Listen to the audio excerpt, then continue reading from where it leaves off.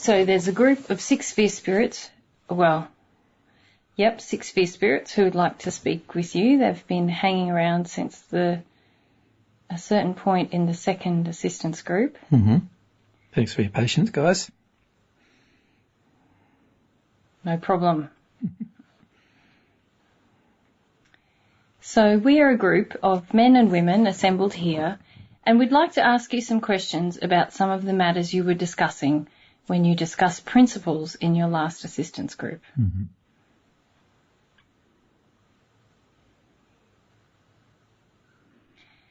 My name is Nigel, and there are many men and women here gathered with me. Yeah. And Nigel, just what's the time frame you've been in the 6th sphere?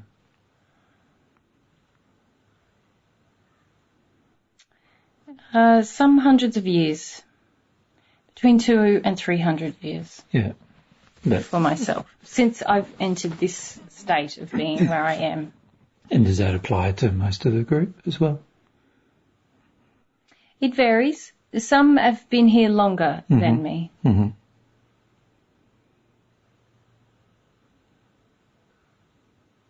I was French when I was on Earth. Right. Mm-hmm. And I've always been interested in exploration of ideas and concepts and the love and code of morality that I believe must exist within humanity. Mm-hmm.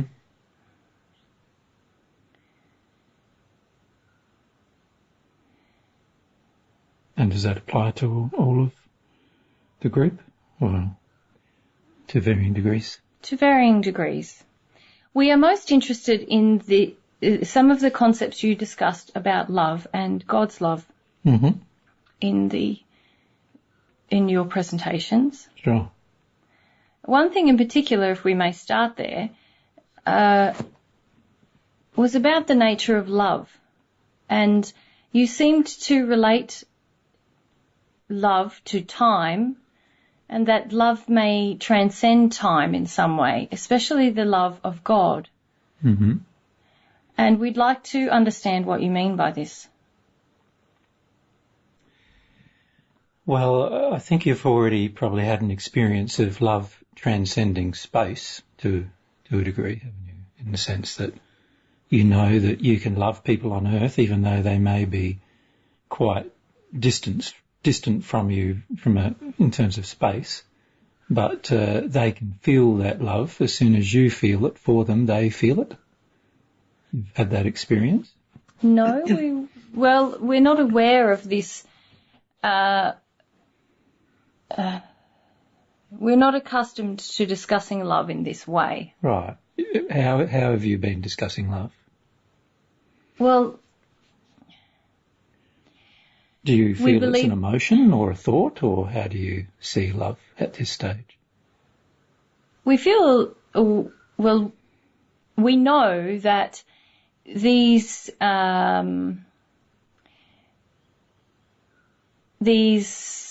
morals and principles and emotions have their origin in the mind, and it is really in the mind that we understand love to exist. And we don't commonly associate it with something that transcends barriers, more that it is something that dictates actions and conduct. And we feel that this regard that we have for love and humanity and an equal treatment of people, a good treatment, a moral treatment of people, this is something that guides us in the work that we do and in the way that we interact with others. And at times some of us have visited the Earth, most certainly, and interacted with people who are still in a physical form on Earth. But we do not understand this idea of emotion versus a thought. And emotion transcending space and time. Whereas thoughts are much more restricted. Yep. Well, no, thoughts can travel through space, not time. Well, they also have other restrictions, thoughts. For example, a thought can't transcend the boundary between the,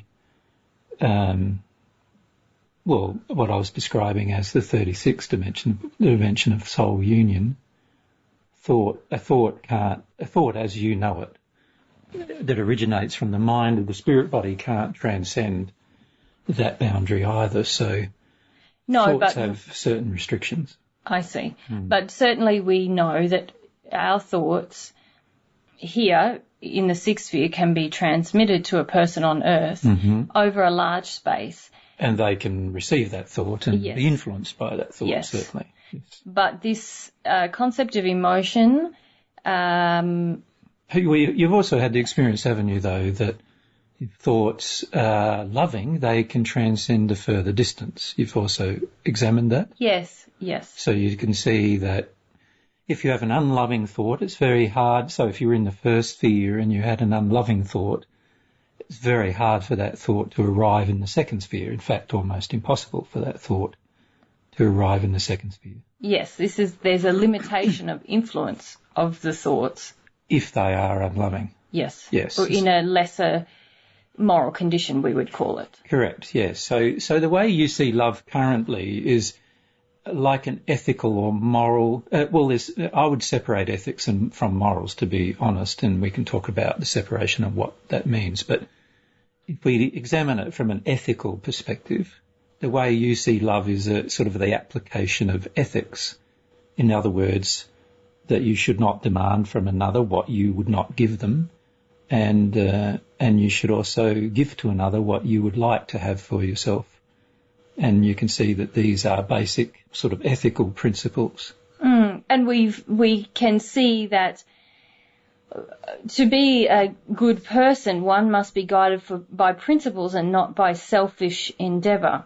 Yes. So if a society works cohesively, if each of its members are guided by principles and are not involved in simply pleasing themselves. Sure. So we need to be quite specific. When we say guided by principles, we're not suggesting here that everyone has different principles, but rather that everyone is guided by similar principles, even though they may have different desires and different areas of expertise and different joys and so forth. Yes. That they all be guided by the same kind of ethical principles is what you're suggesting. If they should, what we do here is to consider what is of good for everyone involved in terms of their welfare emotionally and physically. So it's not a selfish desire, but rather a desire for everyone. Yes. Yes. And you've learnt to, if you like, control your desires so that your desires are in harmony with what everyone would wish. And that's how you've actually arrived at the sixth sphere, in fact. I wouldn't call it control our desires. We've seen that it is important to overcome certain desires and the logic of working towards a common good or to the good of everyone, not... Certainly, I might probably stated it incorrectly there when I said control. It's more a desire to bring your desires into harmony with what seems to be the law-based principle that you've now learnt as a process of progress to the sixth dimension. Yes, and this is why we were quite interested in the material which you began to present, because it focused very much on laws and principles, and we feel quite open or in tune with these kinds of ideas. But then within that you began to present things in a way that we were not familiar with, and you seem to present concepts that suggested that we could transcend things, certain aspects of what we have believed are law-based restrictions upon the way that we live. Such as this idea of a love from God which can transcend space and time, and this seemed to almost suggest that time travel would be possible if something can transcend time. There were very many questions that we had based on some of these principles, which seem to expand beyond what we thought was possible. Yes, I get it. All right, so perhaps what we need to do first is talk about some fundamental things that I feel perhaps you haven't considered. The first fundamental thing is the makeup of the human. You saw when you're on Earth, you probably felt that the body, even though you may have considered there might have been an afterlife, you probably felt that the body was a physical body I'm talking about now. For many of you, you would have felt that that was probably your total existence. Or you would have felt that if it's not your total existence, it was very undefined what the next level of existence would be. Yes. But as you've seen in passing and progressing as you have done, you've seen now that you have a spirit body, which obviously was there already. Yes. Before you passed, and by now you would see that these spirit bodies exist at the time of conception, so you probably would have seen that in your own investigation. Yes. That the spirit body and the physical body are created together at the time of conception, and that these two bodies obviously are connected to each other, which you've probably seen. Is that correct? Yes. The connection? Yes. So I suppose what I'm suggesting there is that on Earth the concept was that you had just a physical form, or that's all you knew. But after you passed or changed your condition, let's call it, in terms of, the physical body died and now your spirit body was a primary source of information for you. Now you could see you had a spirit body. And since then you've been developing your spirit body and your spirit mind, just in the same way as many humans on Earth develop their physical body and physical mind. Mm-hmm. But as yet, you've not seen the soul. No. So to you at this stage, the soul is almost like, again, maybe it's there and maybe it's not type of thing. Would that be true?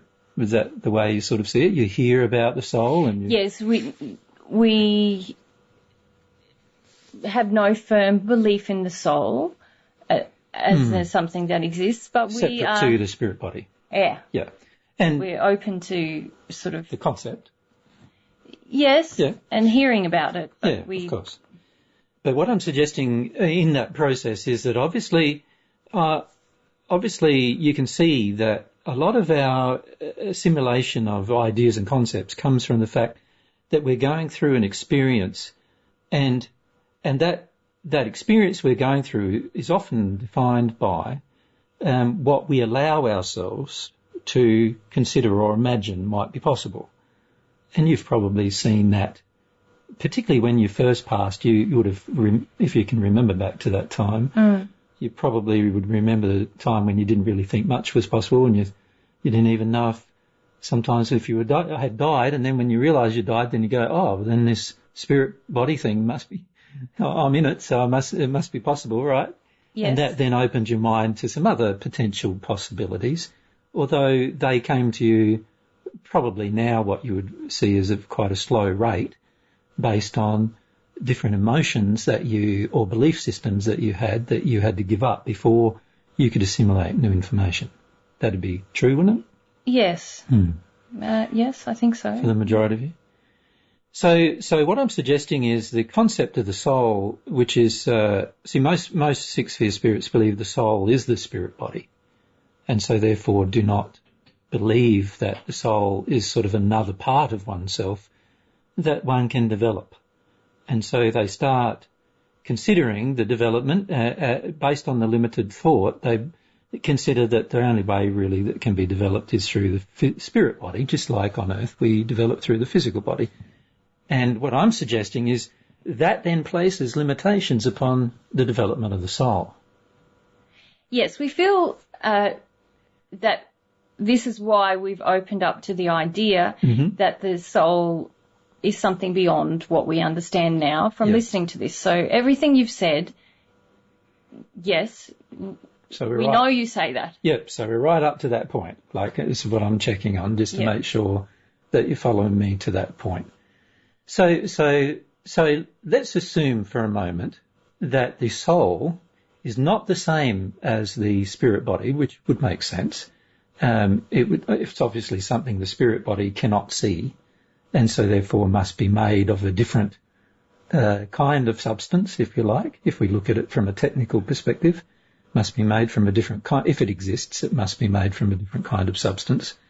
And it potentially could have different kinds of interactions that the spirit body is not capable of understanding, just like the spirit body is capable of different types of interactions that the physical body is not capable of.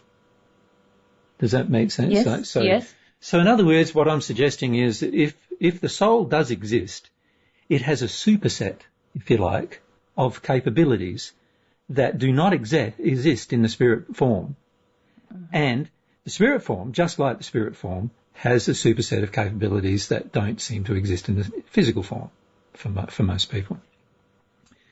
So what that means then is there must be some way of working out whether this soul actually exists while you're in the spirit form, just like there is some ways, as you now know, that you could have examined the spirit form while you're in the physical form. Yes. You just weren't open to the concept of doing that when you were in the physical form, and so that prevented you from engaging that examination. Does that make sense? And what I'm suggesting is not being open to the soul means that you're now limiting your ability to determine whether the soul exists while you're in the spirit form. Now that you're gathering some information about it, now there's this potential that's now developed inside of you saying, maybe we need to examine what is this soul thing and what does it do? How does it move? What is its being? How does it influence our lives right now even? And what part of me right now is this soul? Right. Now, what I'm suggesting is you have considered also that you've had to bring yourself into harmony with ethics and morality. And you can see already the ethics and morality you had to bring yourself in harmony with to get to the sixth sphere is quite structured, isn't it? It's like it is definitely law-based, as you can see. It's just like it's as predictable as the law on Earth of gravity, for example. So, yes, it's very predictable, and when you act more in harmony with these things that we've established, you can measure the results. Yes. There is sort of progression. Yes, and so that means that laws must exist. Now at this stage, it's sort of the way you consider it, as I understand, is that it's more like a universal law thing than that something or someone might have created these laws. So I understand that you sort of see it more like it's just a part of the nature of things. But we have established, obviously, or you have established through your progress, that there are physical laws that govern the physical life. There are spirit-based laws that are still physical in nature that govern the physical life of the spirit form, in the spirit form. And then there seems to be also laws, as you've now learned, that govern morality and ethics, which are not physical or metaphysical things, but rather are what you consider to be at this stage part of your thinking system, part of your belief system. But these principles of personal conduct and regard for others and these things, while they are thought-based or internally based to the individual, it affects the physicality of what that person can achieve and experience their freedom within this physical, which is spiritual, existence that we have. So let's call it metaphysical for the sake of a word. But okay, in our metaphysical existence. Yes. What has prompted our sort of discussion with you today is that we feel very happy and content. And until you spoke of this issue of love transcending time and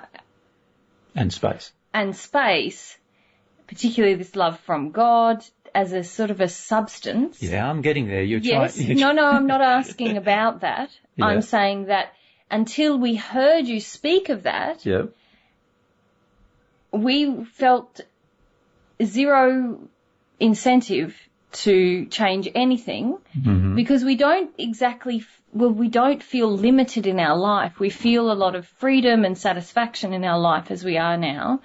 And when you spoke of this other thing, it made us consider that perhaps what we feel is quite a free life and existence that we have now.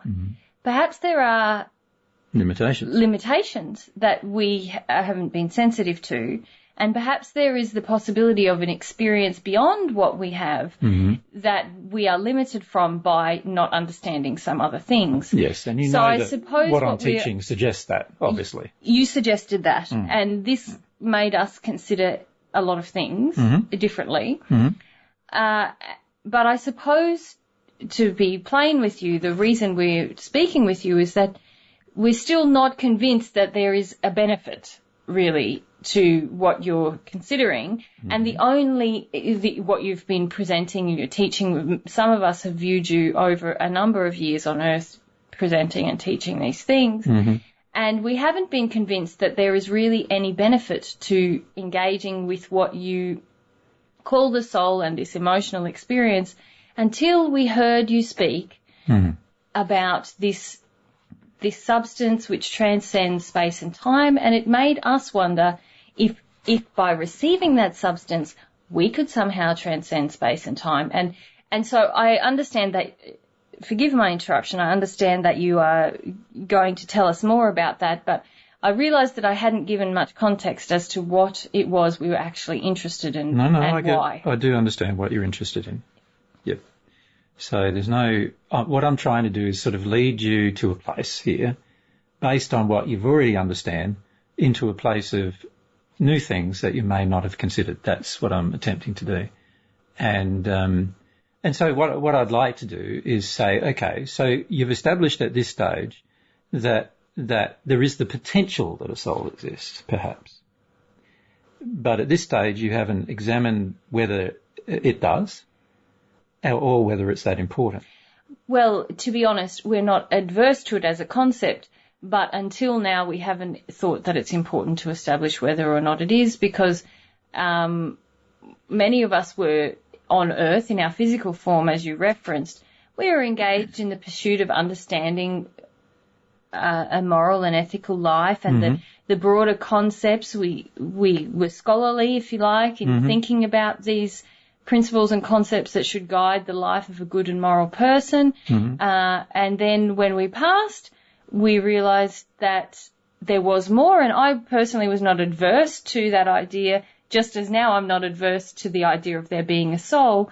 But I could see that really once I left the physical form and understood I had a spirit body, I merely continued in the same kind of pursuits as I had on Earth. And there was some more flexibility in the way that I did it. I knew more suddenly. With the exception, though, that you purified your moral and ethical state, obviously. But I felt that I was in this process while on Earth, and then when I passed, I continued in that process until we've reached this place where we feel very free and very happy. Yeah. But I don't see yet the benefit of really establishing whether or not there is a soul, because I feel that if we continue in the way that we have, then eventually we will know. And there's a presumption there, though, isn't there? And the presumption is that if you continue in the same way that you've learnt up to this point, that eventually you'll understand the soul.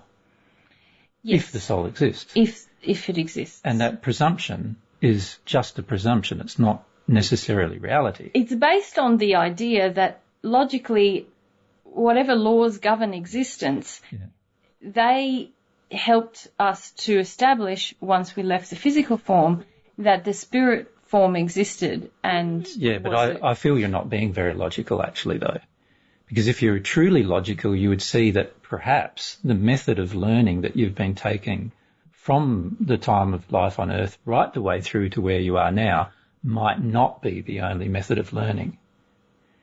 And if you continue to apply the same method of learning to a different thing, then perhaps there may be some flaws there in your logic. So why has it worked until now, if it is not a sort of a foolproof way of existing with the interacting with the universe and understanding laws? Well, I suggest that what's happened here is that you've done what many people have done with their logic, and that is that you've limited your logic in its application. And what I mean by that is that if a soul does exist, then perhaps the soul, just like the spirit body, has different components to it, just like the spirit body has different components than the physical one. And perhaps some of those components, which you are assuming are engaged by the same method of learning, have to be engaged with different methods of learning that you have yet to learn. And if that is the case, then you are severely limiting yourself. In addition to that, if you were really logical, you would see that if the spirit body has a superset of abilities to the physical form, and by engaging this superset of abilities, by understanding them firstly, and then engaging them, and then understanding the laws that allow for their development, as you have done, you have now come to the limitation, if you like, where you are now, of feeling like you have far less limits than you had when you were on Earth, which is very true, you do, as a result of this development. But if you were completely logical, you would say, well, if there is this soul, then this soul would have even a superset of abilities that the spirit body does not have, and therefore must have a very large impact on my future rather than a minor one. Do you see where I'm headed with that? Yes, but why is it that the laws are not just like the laws and the laws that govern the operation of existence? That's what I'm getting to in my reasoning with you. Enabled me to establish that I had a spirit body. Mm-hmm. Why are they not acting now to expose the fact that I have a soul? They are, but you're ignoring them, is what I'm suggesting. You're saying that through having this conversation itself, this is part of the operation of the law. Correct. Yes, I see that. Right. And the whole reason why you've come to me for the discussion, if you think about it, was that a certain, if we can call it a worry, it's not really a worry, is it? But there is a certain thing that's come up now in listening to the conversations in the assistance group and so forth. There's certain things that have come out now going, maybe we are limiting ourselves, whereas before you were not thinking you were limiting yourselves. Yes, no, I understand now. But logically, you're saying that this could be the operation of the law, that curiosity that now exists within us. I'm saying it is. Remember in the assistance group I talked about the importance of desire. Up until now you've not had a desire to discover the soul because you've not logically thought about the fact that it would have far superior capacities than the spirit body does. That's true. That's what sparked our interest. Now, I'm suggesting to you that if the soul does exist, obviously it must have far superior capacities to what the spirit body does. And then I'm also suggesting that if you limit your examination of that in that particular direction, then you must be placing quite severe limitations on your development, just like a person on Earth who refuses to examine his development in ethics, for example, places severe limitations on his life in the spirit world. And what I'm suggesting is that if you continue to think that it's not that important, then maybe it's like a person on Earth continuing to think that him worrying about ethics and morality while he's on Earth isn't that important. Yes, I see that. And you now know that is not true, right? So what I'm suggesting also in the discussion is that the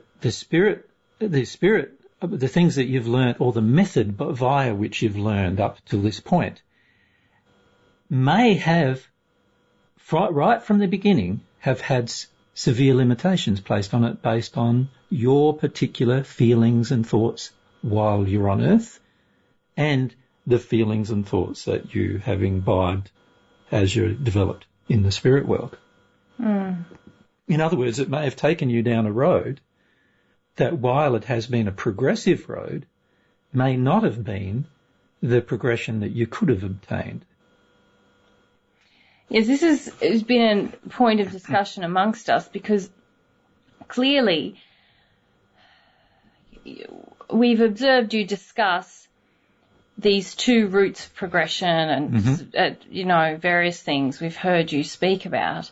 But really, until now, there has been nothing to convince us that this emotional route that you've discussed many times has any benefit, because we know certain operations of the law and the universe, and we do experience greater and greater happiness and freedom by observing them and not examining this emotional route. And to be very honest, we see people on Earth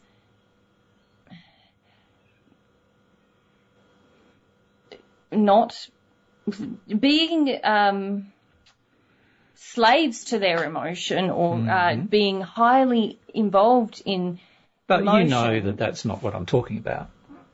No, but we don't see how to make a transition from the way that we are used to learning and understanding things to a different way. And as I said, we haven't seen any potential benefit anyway until now.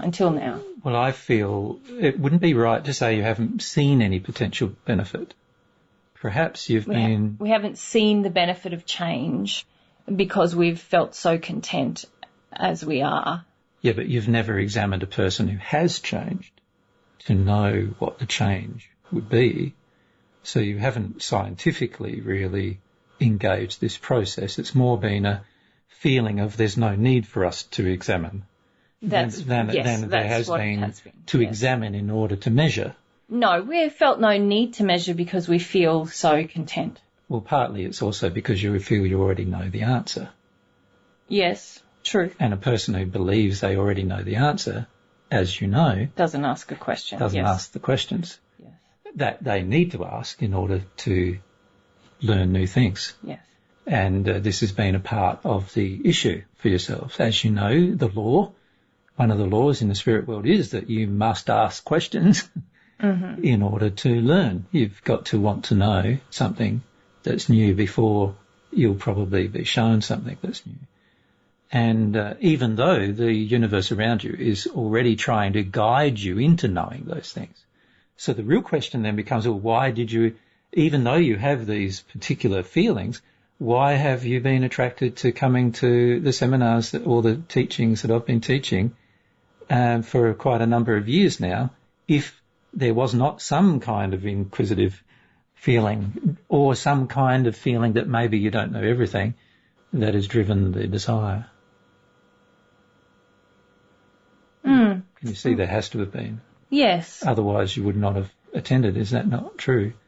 Well, we're always interested in things. That's a part of how we are. But what's drawn you to this thing? As you know, in the past, you, through desire, have drawn things into your life. Yes. That then you've learned from. Yes. No, we recognise now through the course of this discussion that it is likely the operation of the law that is now exposing these new possibilities to us. Correct. So what I'd like to do is fast track a bit, if we can. So we've established that the possibility of the soul existing that's possible. Yes. We've established that if the soul does exist, it is far higher in its capabilities than the spirit body must be, or the spirit body's mind must be. Logical, yes. Seems logical. Given the fact that there's physical to spirit body relationship, it seems highly likely.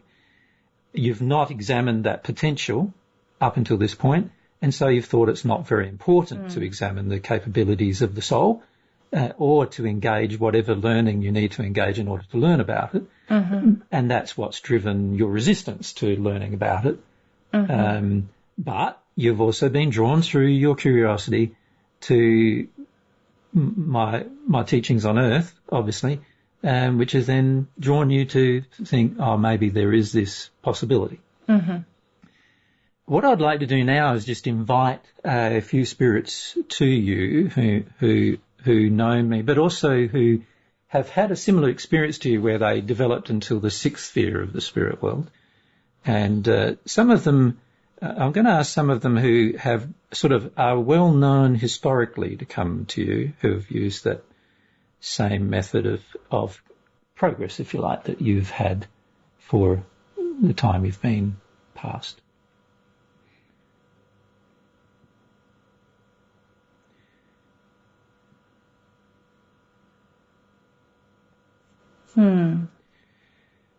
Now, so these, yes, so we're conversing with them now. yes. So these are people you are saying who have really connected with this other state of... Well, the real self is what I call the soul. The spirit body and the spirit body's mind that you've been using to develop is only a part of yourself. You've also developed your soul to a degree without really knowing it at this stage, and we'll talk a bit maybe about that, or they can talk to you about that. But what I would like them to do, do you mind telling me some of their names who have come to you?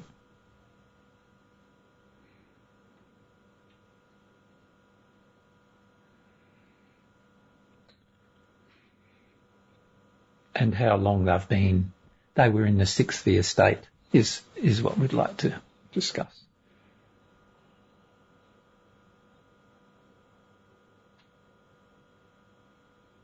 I think the one here who is most probably well known on Earth today is called Aristotle. Mm-hmm. And he spent 600 years in the... No. Well, if you consider the time he spent from Earth to the sixth sphere state, that's quite a significant time, isn't it? Yes. Much longer than 600 years. Yes. Yep. So what was that period of time? So he spent 600 years in the sixth sphere state. Yes. Yes. Yep. Yes. Yes. But if you talk about the time since you lived on Earth to that state, it was quite a significant That's right. period of time, wasn't it? That's right. 1,000 years. Yes. Mm. But he spent 600 years here in this state that we are in. Yes, yes.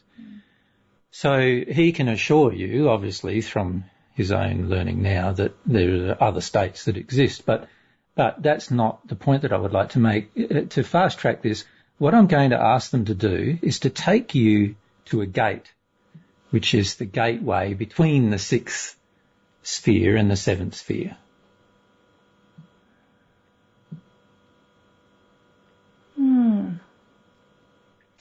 Yes, we've never been here before. No. Right. Now what I would like you to attempt to do is to pass the gate without their assistance.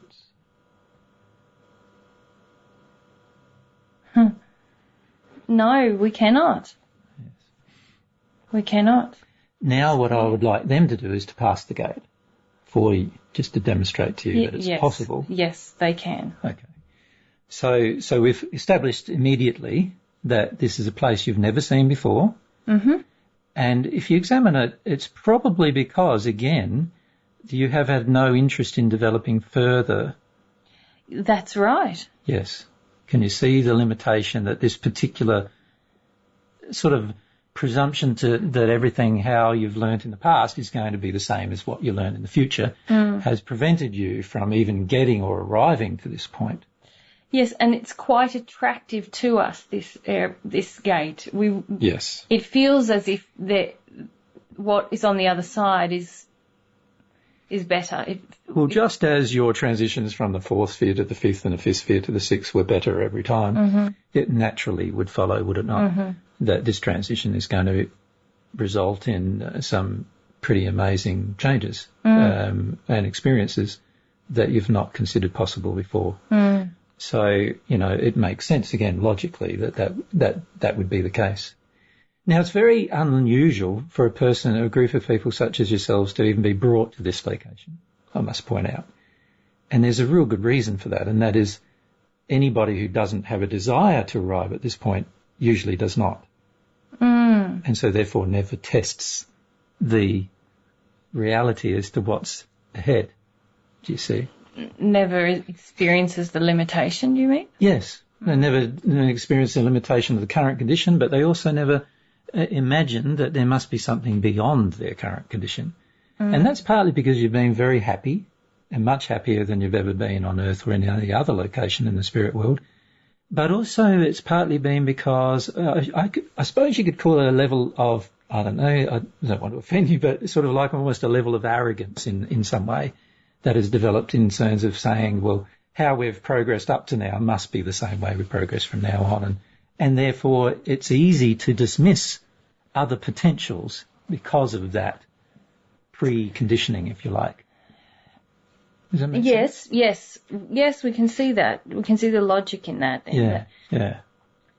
We've felt that what we're doing is working, so why change it? And if it works and it clearly leads to happiness and progression, and we know we're far more developed than any other spirits that we encounter, then why would we question our method? And when you say, though, that you're far more developed than any other spirits you encounter, obviously that doesn't include the other spirits in the sixth dimension, does it? No. I mean in other realms. Yeah. But if you examine Aristotle is able to pass this gate. All of the other spirits, men and women, both sexes, both genders, are able to pass this state. One thing you haven't examined at this point is that they have had to detune their condition to even speak with you, in fact. Yes, but we can tell there is a different quality to them that is not within us. But what I'm going to ask them to do now is to demonstrate some of the power of the love that they have, and you may find yourself having to shield even your eyes from it, and just tell them when to stop. They'll increase the feelings they have for you until such a time as you find it uncomfortable, and then they'll stop.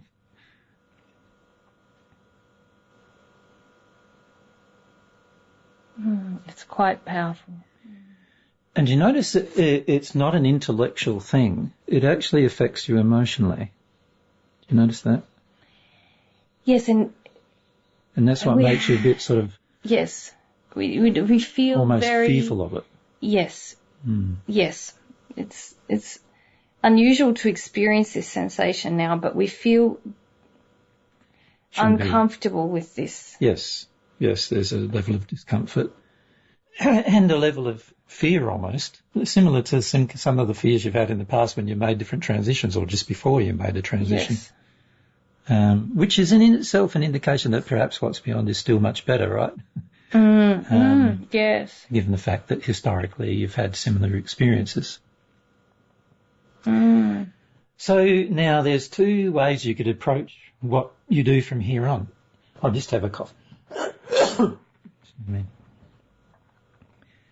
One way is that you could attempt using the same techniques that you've always used to progress at this point. You could attempt to use the same techniques that you've learned up to this point to pass the gate. Yes. That's one option. But it's not logical that will work, because of course. Clearly they have a different quality about them. Yes, I'm just saying these are the possibilities. You could attempt to do the same if you wanted to, if you're uncertain or whatever. But it would be better, wouldn't it, to ask them how they pass the gate? Yes. Would make much sense, and I know you've already engaged in that conversation. Yes. But you can see that it would be much better to ask these people who have passed the gate and who clearly can how they do it, and therefore what they needed to do. Now, Aristotle, being sort of in the sixth sphere for a long period of time, much longer than many of you have even been in the spirit world, you can see he must have investigated many, many things, but still couldn't pass this gate until he had to develop some other parts of himself, obviously. Mm-hmm. And so then the question becomes, well, how did he do that? What needed to be developed, and how do you do it? Isn't it? Yes, and so from our interactions with these very generous ones here with us now, and through our observation of your teachings, we can see that this soul, emotional path is clearly the way that this has happened for these people. And so we are beginning to see that there is some benefit to investigate that now. But it is true that and when you all say of us, some benefit, it must be a lot of benefit if you think about it logically. There must be a lot of benefit. Similar to the benefits that you had investigating the paths you followed after you passed, that you maybe weren't investigating so much before, you know. There's obviously a lot of benefit, not just some. So don't confine yourself by thinking that maybe the benefit's only minor. Because obviously it's probably major. Wouldn't that be right? The other thing is that up until this point in time, you've not examined, because of your philosophical way of thinking, you've not examined the truth of God's existence. You've examined law, and you could see that law is established, well established by, you know, the facts that you've established in your progression up till this point. But you've not examined where or who that law came from either. no, we haven't had a concept of a personal God. No. And in fact, if you think about it, you've been quite resistive to that concept, based again on experiences you had on Earth in particular. Yes. That caused you to feel like, you know, these ways of thinking are very limited, and that's caused you to be quite resistive to the potential that a God even exists.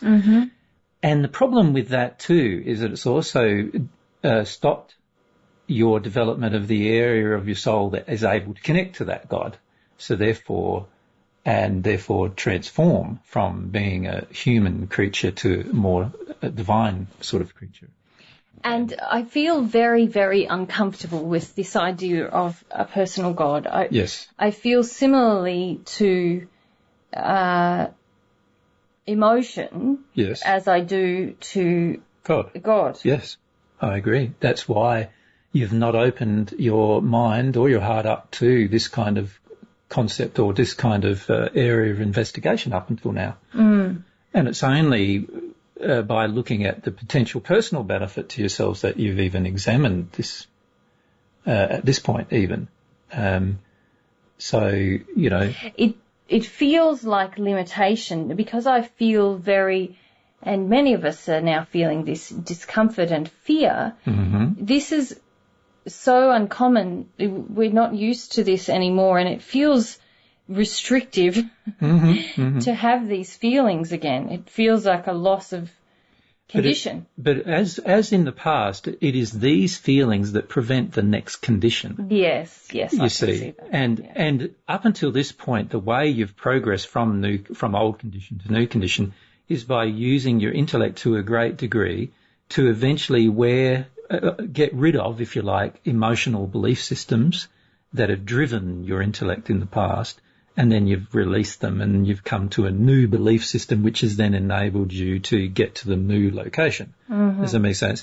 But what I'm suggesting is that to get from this location where you are now into the new location where obviously these spirits can come and go, you know, these spirits we've talked about and who've come to you can come and go between these places.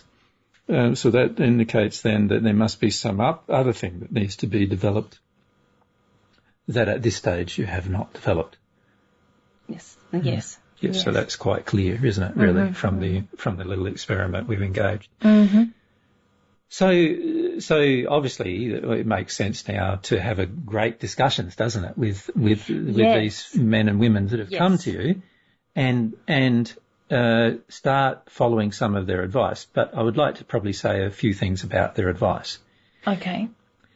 Some of their advice is going to feel very unusual because what I'm going to suggest to you is that in your own current progression or the path that you've taken up to this point, you've neglected the development of soul-based pathways that need to be developed as well as this intellectual pathway that you developed, right? Or you could say you have developed a pathway into morals and ethics up until this stage. Okay. And what I'm suggesting is that there is another thing that needs to happen internally inside the soul now, not just your spirit mind or your spirit body, but there's something that has to happen inside of your soul where you learn a whole heap of new ways of interacting that these people who have these abilities obviously can and have developed.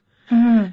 And they may suggest to you to go back to the beginning of developing these ways. And some of those paths of development began in the third dimension of the spirit world, the third sphere. So what kinds of things will we need to develop? Well, at this stage you could say that your mind is dominant without a doubt.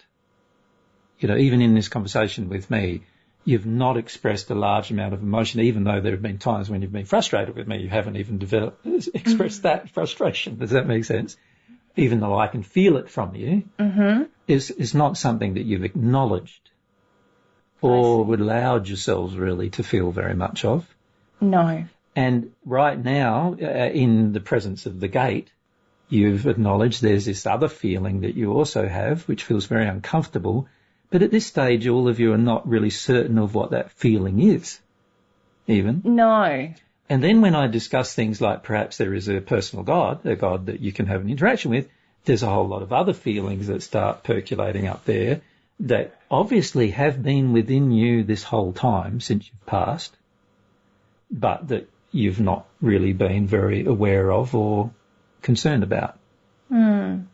Now, obviously, there has to be ways to deal with these things, is what I'm suggesting. And many of these ways of dealing with these particular emotions begin in the third sphere, and you skipped over them in those dimensions, the third and the fifth in particular. You skipped over them because they didn't interest you at the time. I see. And so you're going to have to, if you like, get some schooling. Mm-hmm. I know that sounds a bit, it's not to put you down or anything. There's just some education that obviously must have occurred for some people. And if you ask Aristotle and some of the others, you'll see that some of them had to go back to those schools of education to start to understand how this soul thing worked. Right. And how they could engage it and how those methods of engagement could cause their progress. Mm. But I'm going to leave that discussion for them to have with you. Obviously, they can have it much faster than I can have with you. And so, you'll be able to assimilate information much faster. But you're going to have to be aware that some of the feelings you're going to have now are going to be very different to what you've experienced up to this point. Because there's areas of yourself that you've not yet opened, and those areas have to be opened in order to make this transition. Mm-hmm. Yes. And we have thought that we know ourselves well. Yes. And that we are free of fear and uncertainty and discomfort. But now from this discussion, you can see that's not true. We're seeing that we've really avoided certain things. You've denied them, if you like. And you've managed to progress by denying them to a degree. But obviously the limitation of this progress now is that you can't enter this next dimension or this next sphere. So there's the limitation. You've hit the limitation of this kind of progress. We feel thankful, very thankful to you and these people who have come to assist us. Mm. But you first came to ask the question about love transcending time and space. Yes. And I'd probably like to give you the answer to that question as That well. would be great. Now, logically, if a God does exist, where does he exist? It becomes a question. Mm-hmm. Well, we heard you teach outside of the universe. Yes, that would make sense logically. Mm-hmm. So if he exists outside of the universe and he's giving love to you and you are in the universe, and if he is without time, not constrained by time or space, and the universe itself is constrained by time and space, then obviously the love that God has that he can transmit to you as an emotion must be unbound by time and space. Yes, we understood that point of logic, but then we had many subsequent questions such as, well, if one was to receive this substance, which transcends time and space, does that then give the individual the potential to transcend time and space if they have a part of that within them? Well, let's look at the concept of time travel, if you like. There's this concept of time travel, which is basically that it means that you could go back in time, right? Now, I'm not suggesting that. Okay. But I'm suggesting instead that once we receive God's love and and substances from God, that we can actually have everything that we desire that's in harmony with His laws happen instantaneously, rather than needing time to happen. Now, up until now, you've had everything needed time. Even when you come to Earth to speak to me, you've been conscious of a passing of time. Yes. Have you not? So whenever you go from here back to the sixth dimension or down to a third dimension, there's always a passing of time that occurs that you're aware of. Right? And what I'm suggesting is that these limitations, and if you think about the potential of this statement, these limitations will no longer exist for you if this transition is made. Not the transition from the 6th to the 7th, but the 7th to the 8th, will cause maybe these limitations no longer exist for you. So that would mean that, okay, we can't travel back or forward in a time line, in a time continuum, but the time we could instantaneously transcend spaces that it would usually take us time to cover, or Correct. We would... I'm saying that's a guarantee. Right. But I'm also saying your first statement is interesting because there is the potential, if we receive more and more substances from God, there is the potential, is there not, that maybe at some time in the future you may be able to go back and forth in time. Well, this was what sparked our interest. This is what caused our whole reconsideration of whether or not it was valuable to receive God's love. So there is firstly the transition that these other spirits who would talk to you, like Aristotle, would know that he can have a feeling to go somewhere and he's instantly there. Right? And you can confirm that with him. Yes. We experience it very quickly. As it is. Yeah, but ourselves. He is actually instantly there. Yes. And the transmission of... his spirit body is instantly in the new place without there needing to be any time passing for him to arrive in this new space. So that is in itself a huge advantage. Yes. Over your current condition, isn't it? Yes. And then it's also possible, and I'm not saying it is true at this stage because I don't, in your current state, and while you have a spirit body, it certainly isn't going to be true. But what I'm suggesting is there might be even future progress that could be made that results in you being able to go back and forward in time. Yes, this interests us greatly. Yes. So you're saying it's a potential, but not certain. No, I'm saying it's certainly not going to be a potential while you stay in your spirit. Yes, no, we understand. Certainly not a potential there. But it is a potential in a soul-based in a different form existence. If we understand a different form. It is a potential, isn't it? Well, we don't know. That's what we were asking, yes. Well, I'm saying it's a certain potential, not an actual fact. I'm saying that obviously, if God's love, if we think about it again logically, if God's love, God is a being that transcends time. I'm suggesting. And I'm saying that God's love can enter a universe that is governed by time. Yes. And yet he is ungoverned by time. Yes. So that would suggest that the love itself doesn't need to be governed by time. Being a substance that is received from someone who's not governed by time Yes. then the love itself mustn't be governed by time, is what I'm suggesting.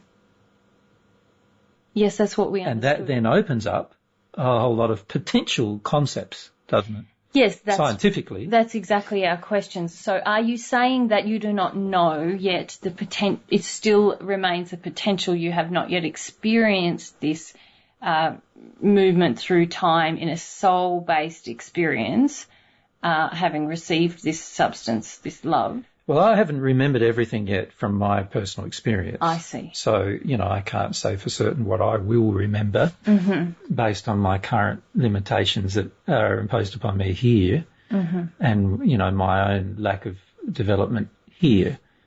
So I can't say at this stage whether I have. The feeling I have is that we have experienced it, but I can't say how that has occurred. But my feelings are, even if we have not experienced it, it is a potential. It seems very logical that it would be, if Correct. the love itself can transcend the time. But there must be written laws that govern whether you can change time, as you know. That would be that would have to be involved in this process, would it not? Mm-hmm. Yes. So there has to be law. There's always law. There has to be law governing it, obviously. Yes. Just like there has to be law with every single thing we do. Mm. The reason why I state these things to you is because I feel that obviously you're interested in that kind of concepts and so forth. Yes. And this is probably an area of interest that you probably will retain after you've made these transitions. Does that make sense? Mm-hmm. So you're not going to probably give away everything like some of you.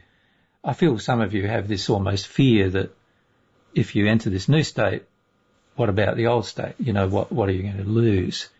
And the old way of doing things, which we've felt to be so effective, we've found to be so effective. Mm-hmm. Do we have to throw everything out, the baby with the bathwater, as the saying is? On Earth, yeah. On Earth, and there's some uncertainty about that.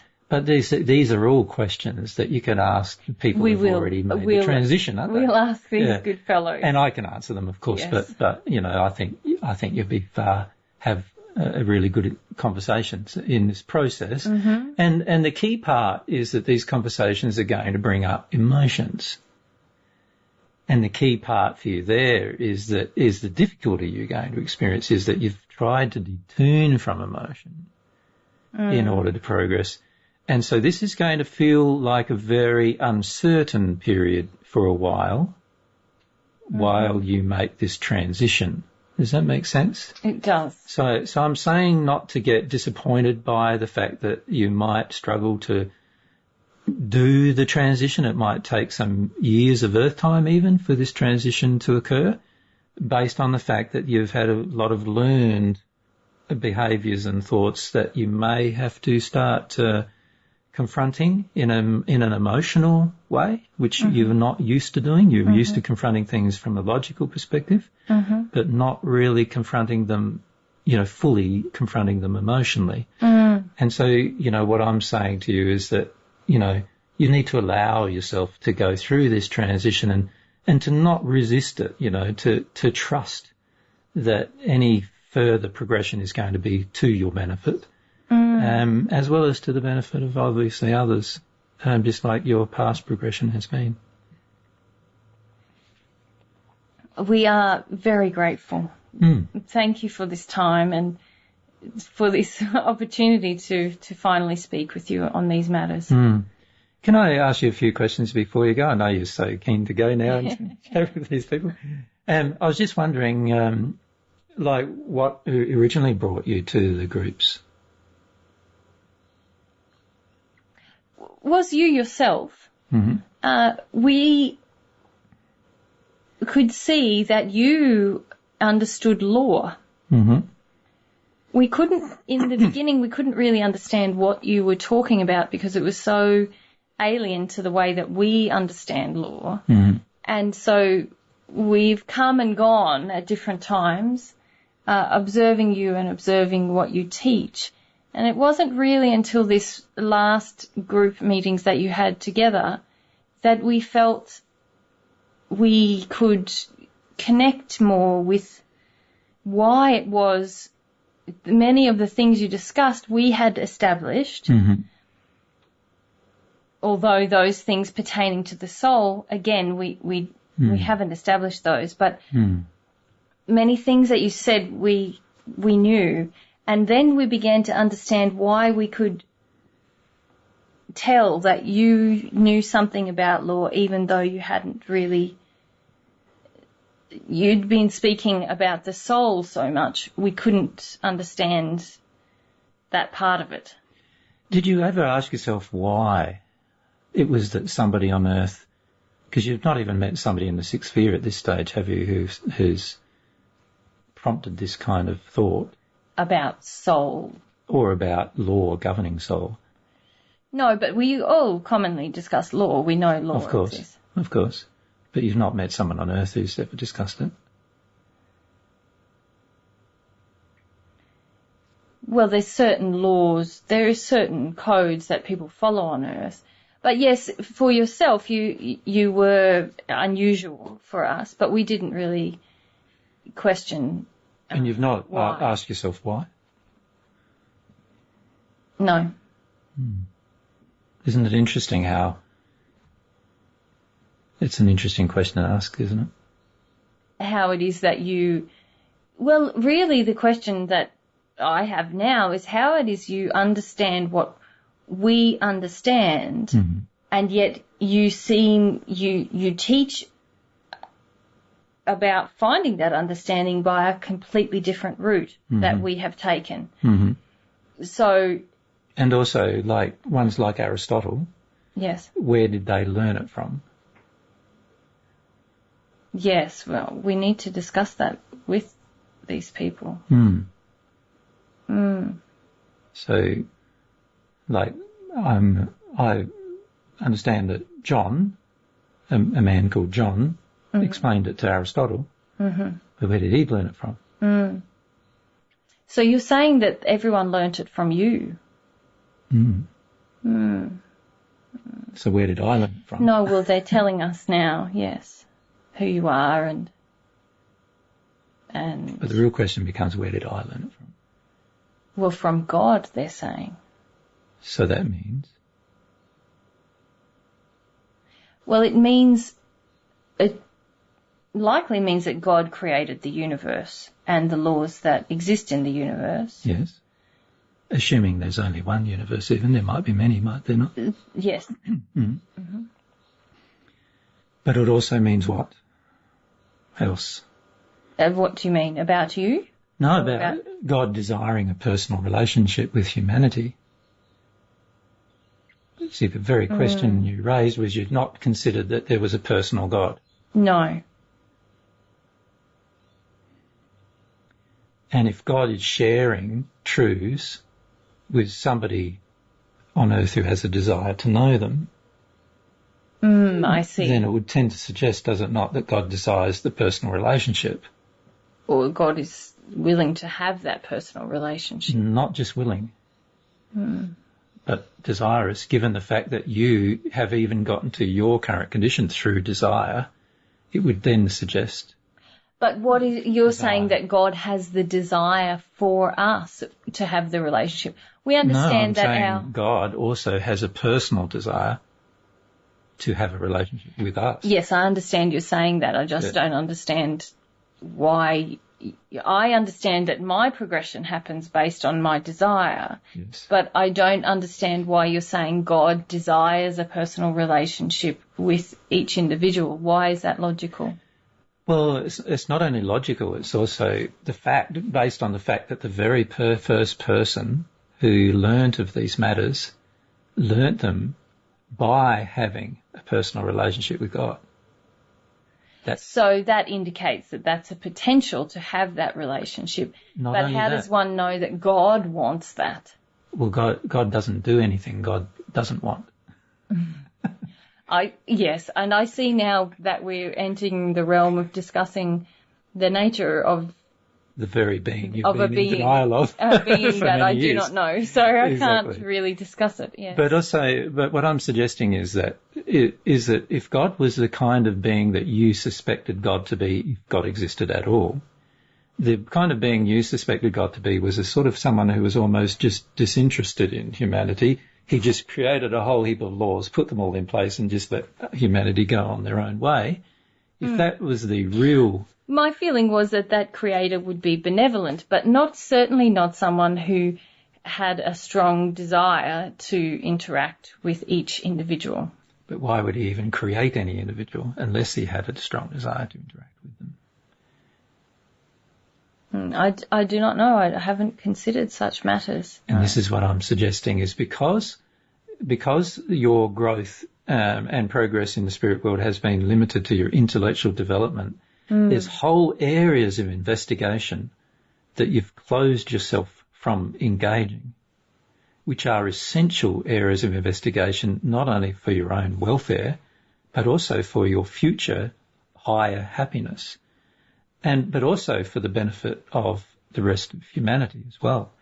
There must be, it makes sense, does it not, that if God does exist, then there must be reasons why God brought humanity into existence. Yes, that's logical. I just haven't considered it. Yes, and this is what I'm suggesting is that in the process of considering these emotional issues, besides being quite challenged emotionally at times, you're going to find many of your belief systems, which are quite firmly established over hundreds of years, are going to be quite confronted as well. Does that make sense? Mm-hmm. Yeah. Yes. So allow them to be. Okay. It's even in this conversation, there's been times where you've felt that I haven't understood where you were going or what you were thinking or where your background was or whatever, and none of that is actually true. I've actually can feel where you're at, and so therefore can fairly quickly assess the kind of conversation we're going to have even based on what I can feel from you. But you are in denial of those feelings, and so it's very hard to have the conversation. I see. Does that make sense? I think so, yes. And so there were times in this conversation where you felt you weren't being understood, or I wasn't getting to the point. But I had already established the point that I wanted to get to as soon as you raised your initial questions. I see. Because I could feel from you what the issues are. And what I'm suggesting is that these spirits who have come to assist you, they can also feel from you far more than you can feel from yourself at this stage. And so therefore if you can trust their guidance, and you can see they're trustworthy, if you can trust their guidance, you'll be able to grow through this transitional phase in the most rapid way. Does that make sense?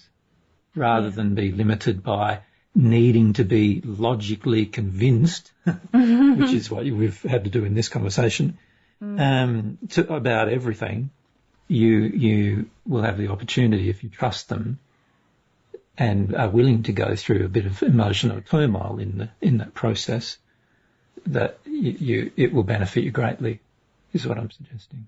Okay. Okay. Thank you for pointing that out. I feel calmer somehow from you explaining that to me. And the reason why I wanted to explain it is to help you see that you don't have to be so worried about the future transition, because the worry comes from just feelings that you have inside of yourself that have yet to really have been confronted in your past transition. And it doesn't come from a reality that the future transition is bad or anything. It just comes from the fact that there's been things in your past transitions that have not been addressed or dealt with because of the way or the manner in which you've made these transitions. Certain emotions have not been actually addressed. And what I'm suggesting is that they will talk to you about whole groups of emotions that have not been addressed, and if you can trust them, then you'll progress rapidly through this transition. So if you ask Aristotle how long it took him to make the transition where he could actually enter the... It was quick, 50 years. Yeah. But he had to go through an Earth space of 50 years. After 600 years in the sixth dimension, there was an Earth space of 50 years before he made that final transition. So you can see he must have, given Aristotle as a man who obviously loves learning, you can see that he must have had to learn quite a number of things. But those, if they were just intellectual learning, he could have probably learnt them in a few days. So it makes sense that it has to be some other kind of learning that he had to engage. Yes, he said that if he wasn't so intellectual, it wouldn't have taken him so long. Well, Correct. It's still relatively quick. Yes, yes. Yeah. But it wouldn't have taken him so long if he wasn't so intellectual, because he, like yourselves, has had a certain way of progressing, which he learned and became quite firmly established within him. And as a result, that made it a bit more difficult, not impossible, but a bit more difficult to make this transition. Right. Yes. Yes, no, he's speaking with us about that. Yeah. Yeah, so it's interesting talking to these men and women, they'll help you learn a lot about yourselves, some of which you'll be a bit resistive to, obviously. But the key is to remember that every time you've ever made a transition in the past, you've probably been a bit resistive to the concept in the beginning. Yes. And if you can remind yourselves that this is part of the process of growth. Yes. Then the transition won't be as difficult. But obviously it's going to be a fairly important transition given the fact that it's a transition from this very intellectual way of considering everything into a more emotional feeling way of considering everything. And also it's going to involve God, which you've been quite opposed to examining. Yes. Due to historical harms and hurts from the earth-based existence. Well, it's clear, yes, we're going to have to investigate this more fully. And obviously this transition requires God to be involved in some way. Yes, because you'll notice that every single one of these people we've brought to you does have a firm belief in a personal God. Yes, it's very clear. So there's got to be some thing there, doesn't there? Yes, yes, yes. Yeah, good. Yeah, thank you. It's our pleasure, yeah. Yep. We'd like to return and speak with you in time. Yeah. Obviously it may take a shorter or longer period of time for some of you than others. It just depends how firmly established your intellect has become and how much you've suppressed emotional processes, and also how much you don't trust emotional processes at this stage. It's going to have an effect on how, you make this transition. But in time, if you're patient with yourselves and, not so resistive to the process, there's a chance of making the transition quite rapidly and then enjoying the new location. Thank you. Yeah. Thank you. It's my pleasure. And I pass the thanks from many of us here. Thank you very much. Yeah. I'll say hello to my other friends that are here too. Yeah. Yes, they're quite a bit more enthusiastic and emotional than ourselves. Yes, yeah. And I'm sure you will be once you make that transition too. It's going to be an interesting experience when you pass this gate, the one between the 6th and the 7th. And as they will inform you, there are obviously other gates to pass in the future as well. And obviously they'll be quite interesting transitions too. Yes. Thank you. Very interesting discussion. Thank you very much. Our pleasure.